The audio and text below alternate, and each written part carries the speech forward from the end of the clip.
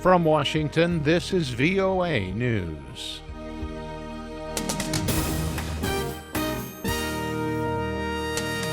I'm David Byrd reporting at least 18 people were killed in Syria's northern Aleppo province Friday when airstrikes hit opposition areas, including a village, a hospital, and a market.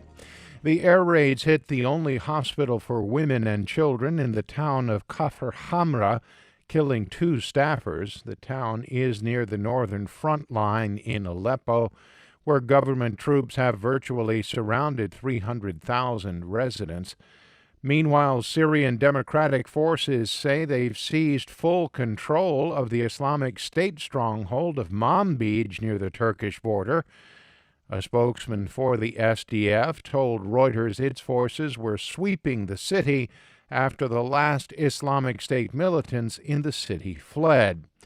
Sharfan Darwish, that is, of the SDF-allied Manbij Military Council, said the U.S.-backed forces had also freed more than 2,000 civilian hostages whom Islamic State had been using as human shields.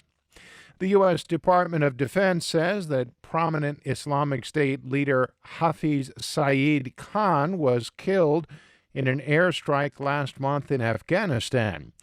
Deputy Press Secretary Gordon Trowbridge said that the strike came when U.S. and Afghan special forces were carrying out anti-Islamic State operations in southern Nangarhar province.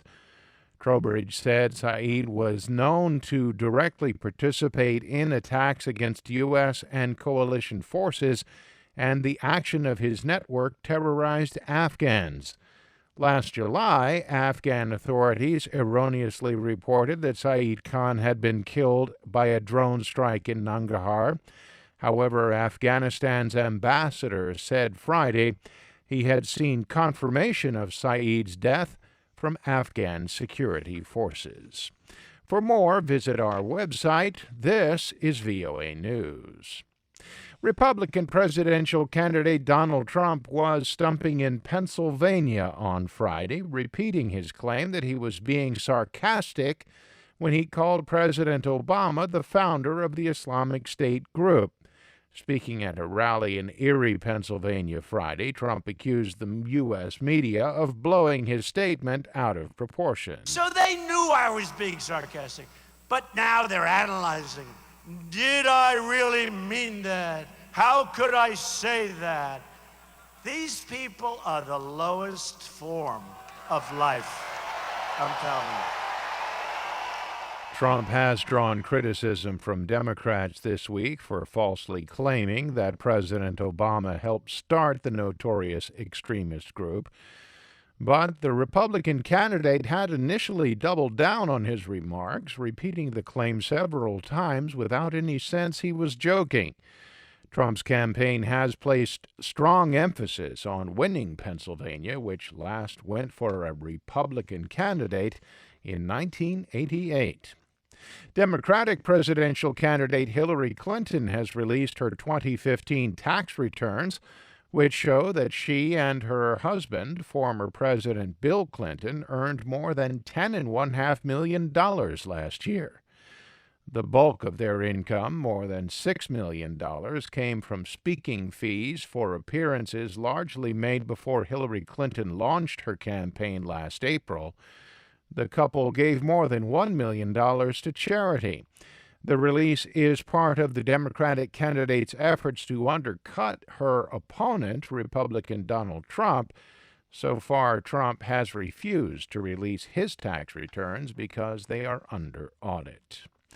The UN Security Council has authorized the deployment of an additional 4,000 troops to South Sudan, despite reservations to the move by the government. The Council Friday adopted the U.S.-drafted resolution that also threatens an arms embargo on South Sudan's government if it does not cooperate with the deployment. David Pressman is the U.S. alternate representative to the UN for Special Political Affairs. The government of South Sudan's troops are actively blocking United Nations personnel from carrying out their life-saving work, which in some cases has led to the death of UN peacekeepers. The vote was 11 in favor with 4 abstentions. And health officials in Nigeria are preparing for a massive polio vaccination campaign after 2 new cases emerged, a major health setback for the country, which had been on track to eliminate the virus. Nigerian health officials say they plan to vaccinate nearly 5 million children beginning this month in the northwestern state of Borno, where the latest cases emerged. Boko Haram militants in Borno have publicly denounced vaccination campaigns and have prevented health workers from operating in the area. For more, visit our website. I'm David Byrd in Washington. That's the latest world news from VOA.